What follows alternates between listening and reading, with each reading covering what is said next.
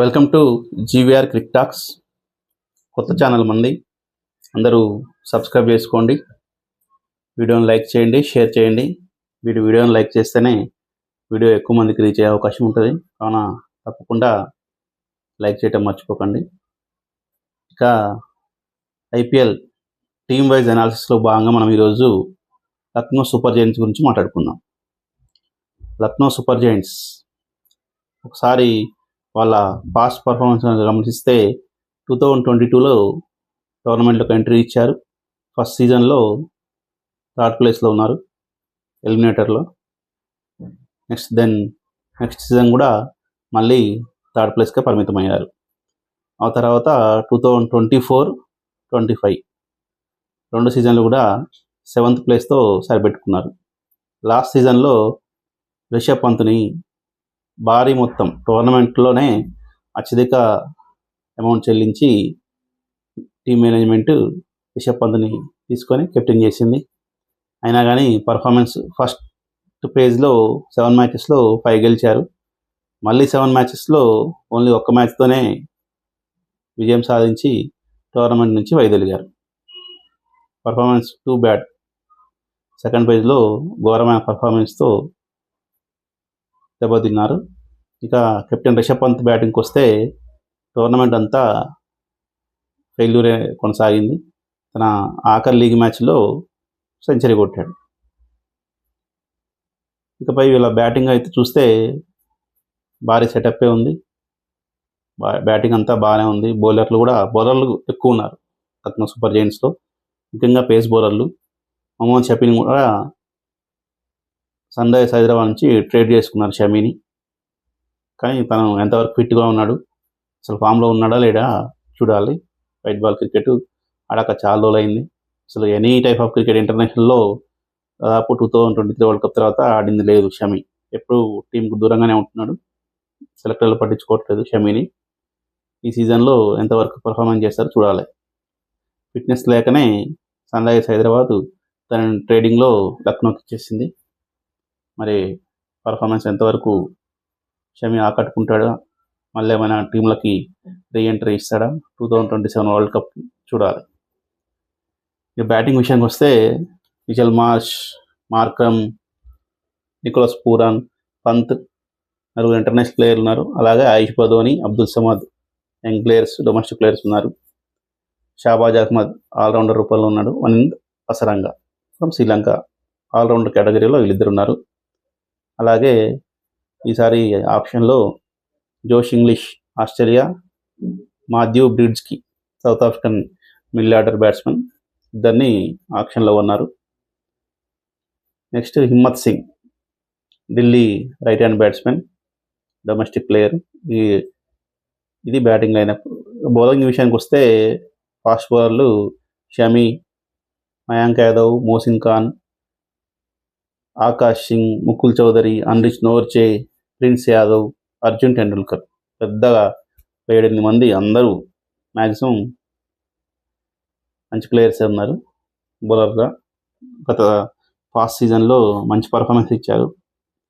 ముఖ్యంగా మయాంక్ యాదవ్ అత్యధిక స్పీడ్ కలిగిన, ఇండియాలో బాగా స్పీడ్ వస్తున్న యంగ్ ప్లేయర్.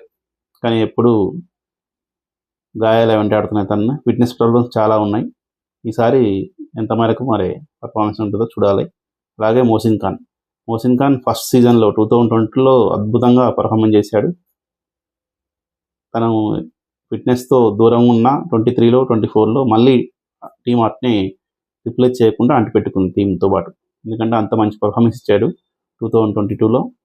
లెఫ్ట్ హ్యాండర్, అద్భుతమైన slower once, cutters, of cutters, in cutters అన్నీ బాగా వేయగలడు. మంచి వికెట్ టేకర్. చూడాలి ఈ సీజన్లో. తనకు కూడా ఎప్పుడు ఫిట్నెస్ ఇష్యూసే ఉంటాయి, చూద్దాం మరి. ఇక బ్యాటింగ్ విషయానికి వస్తే ఓపెనర్లుగా మిచెల్ మార్ష్, ఐడెన్ మార్క్రమ్ ఇద్దరు బౌలింగ్ అండ్ బ్యాటింగ్ చేయగలరు. గత సీజన్లో మిచెల్ మార్ష్ అద్భుతంగా బ్యాటింగ్ చేశాడు ఫస్ట్ హాఫ్లో. సెకండ్ హాఫ్లో కొద్దిగా తడబడ్డాడు. వాళ్ళ తడబాటు కారణంగానే సెకండ్ హాఫ్ అంతా వీక్ అయిపోయింది. టీం పరాజయాలు స్టార్ట్ అయినాయి. సేమ్ నికోలస్ పూరన్ కూడా. లాస్ట్ టైం ఫస్ట్ హాఫ్లో అద్భుతమైన సిక్సర్లు కొట్టాడు, 30+ సిక్సర్లు కొట్టాడు. తర్వాత 7 మ్యాచెస్లో పెద్దగా బ్యాటింగ్ చేయలేదు, ఫెయిల్యూర్ స్టార్ట్ అయింది. ఇంకా ఏడెం మార్క్రమ్ మంచి batsmen, promising batsmen, consistency, strike rate కూడా బాగా మెయింటైన్ చేశాడు. లాస్ట్ టైం రీసెంట్ వరల్డ్ కప్లో కూడా సౌత్ ఆఫ్రికా కెప్టెన్గా అద్భుతంగా పర్ఫార్మెన్స్ చేశాడు. పవర్ ప్లేలో బౌలింగ్ చేయగలడు, ఆఫ్ స్పిన్ అంతో కొంత 1-2 వికెట్లు తీయగల బౌలర్గా యూజ్ అవుతాడు. పవర్ ప్లేలో ఖచ్చితంగా అవతల సైడ్ ఎవరైనా లెఫ్ట్ హ్యాండర్ బ్యాట్స్మెన్లు ఉంటే పవర్ ప్లేలో ఖచ్చితంగా మార్కర్ని యూజ్ చేసుకుంటారు. నెంబర్ 4లో కెప్టెన్ రిషబ్ పంత్ నెంబర్ 4లోనే ఉంటాడా, ఇంకా ఓపెనర్గానే ఏమన్నా అవకాశం ఉంటుందా చూడాలి. కెప్టెన్సీ బాగానే ఉన్నా కానీ ప్లేయర్గా మాత్రం లాస్ట్ టైం పర్ఫార్మెన్స్ పూర్గా చేశాడు. లాస్ట్ మ్యాచ్లో సెంచరీ కొట్టాడు. సెంచరీతో కొద్దిగా ఆకట్టుకున్న ప్రయత్నం అయితే చేశాడు లాస్ట్ మ్యాచ్లో. చూసాం అప్పుడు సెంచరీ ఆనందాన్ని జంప్ చేసి మరీ సెలబ్రేట్ చేసుకున్నాడు. తర్వాత 5లో బదోని అండ్ 6లో అబ్దుల్ సమద్. ఫాస్ట్లో అబ్దుల్ సమద్ సన్ రైజర్స్ హైదరాబాద్కు ఉన్నప్పుడు అంత పర్ఫార్మెన్స్ లేదు, కానీ లక్నోకి వెళ్ళాక అంత ఉంతో పర్ఫార్మెన్స్ అయితే చేశాడు. 7లో Sri Lankan leg spin all rounder Wanindu Hasaranga ఉంటాడు. తనకు కూడా ఫిట్నెస్ ఇష్యూస్ ఉన్నాయి, అది ఎంతవరకు క్లియర్ చేసుకొని ఫైనల్ 11లో వస్తాడో చూడాలి. తర్వాత Shahbaz Ahmed left hand spinner, bowling batting 2 చేయగల వ్యక్తి. చూద్దాం పర్ఫార్మెన్స్ ఎలా చేస్తాడో. తర్వాత fast bowling Avesh Khan, Mohammed Shami, Mayank Yadav or Mohsin Khan, ఇద్దరిట్లో ఎవరో ఒకరే ఉంటారు. 12లో ఇంపాక్ట్ ప్లేయర్గా దిగ్వేష్ రాతి. ఇతని గురించి మనం స్పెషల్గా మాట్లాడుకోవాలి. తన పర్ఫార్మెన్స్ బాగున్నా కానీ పర్ఫార్మెన్స్ కన్నా ఎక్కువ యాటిట్యూడ్తో ఫేమస్ అయ్యాడు లాస్ట్ సీజన్లో. ఇతను కూడా సునీల్ నారాయణ్ టైప్ లాగా చెయ్యి వెనక పెట్టుకొని వచ్చి బౌలింగ్ చేస్తాడు. యాటిట్యూడ్తో సెలబ్రేషన్లో ఒక డిఫరెంట్గా ఉండి ఫేమస్ అయిన ప్లేయర్.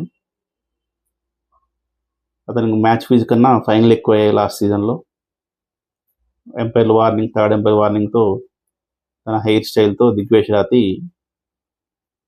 లక్నో సూపర్ జైంట్స్లో ఒక అట్రాక్టివ్ పర్సన్గా తయారయ్యాడు. ఈ సీజన్లో మరి తన యాటిట్యూడ్ మార్చుకున్నాడా, పర్ఫార్మెన్స్ ఆకట్టుకుంటాడా, మళ్ళీ యాటిట్యూడ్తోనే ఆకట్టుకుంటాడా చూడాలి. ఇక బ్యాకప్స్ కూడా జోష్ ఇంగ్లీష్ ఉన్నాడు.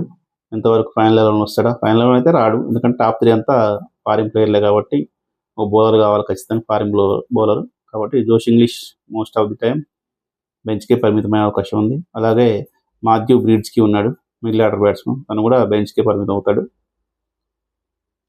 అర్జున్ టెండూల్కర్ని ముంబై ఫస్ట్ టైం వదిలేసింది.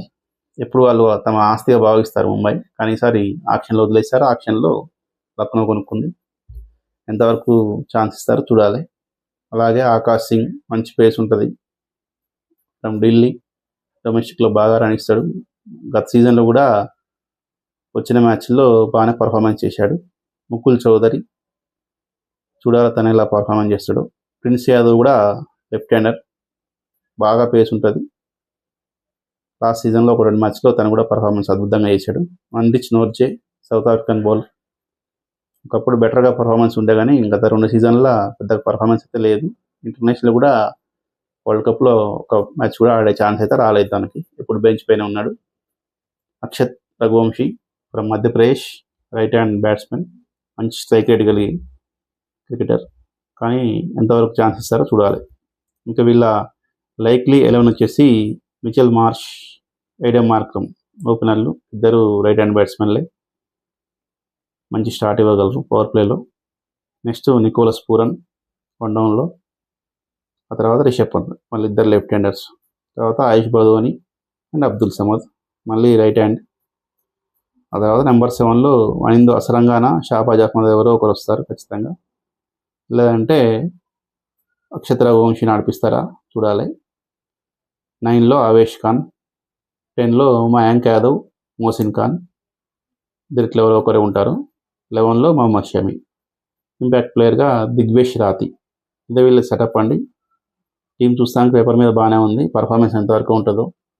వీళ్ళకి పర్ఫార్మెన్స్ బాగాలేకపోతే వీళ్ళ ఓనర్ ప్రతి మ్యాచ్ వచ్చి కూర్చుంటాడు. సంజీవ్ గోయంకా, గతంలో చూసాం మనం కేఎల్ రాహుల్ని గ్రౌండ్లోనే క్వశ్చన్ చేసిన పర్సన్. దాంతో కేఎల్ రాహుల్ మళ్ళీ ఆక్షన్లోకి వెళ్ళి ఢిల్లీకి వెళ్ళాడు. ఓనర్స్ ఎప్పుడు ఇన్వాల్వ్ కావటం అంత మంచిది కాదు, ప్లేయర్ కాన్ఫిడెన్స్ దెబ్బతింటుంది. తనకి మరి జపాన్ తోటి ఎలా ఉందో రేపో చూడాలి. ప్రతి మ్యాచ్కి అటెండ్ అయ్యి ఎంకరేజ్ చేస్తాడు, బాగానే ఉంది. కానీ ఫెయిల్యూర్స్ తర్వాత క్వశ్చన్ కూడా చేస్తాడు.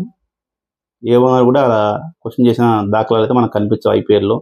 డ్రెస్సింగ్ రూమ్లో ఏమన్నా, హోటల్ రూమ్లో ఏం జరుగుతుందో తెలియదు, కానీ ఎప్పుడు గ్రౌండ్లో మాత్రం అలాంటి సిచ్యువేషన్ మనం చూడలేదు. కానీ ఫస్ట్ టైం లక్నో ఓనర్ మాత్రం ఎప్పుడు వార్తల్లో నిలుస్తాడు, సంజీవ్ గోయంకా.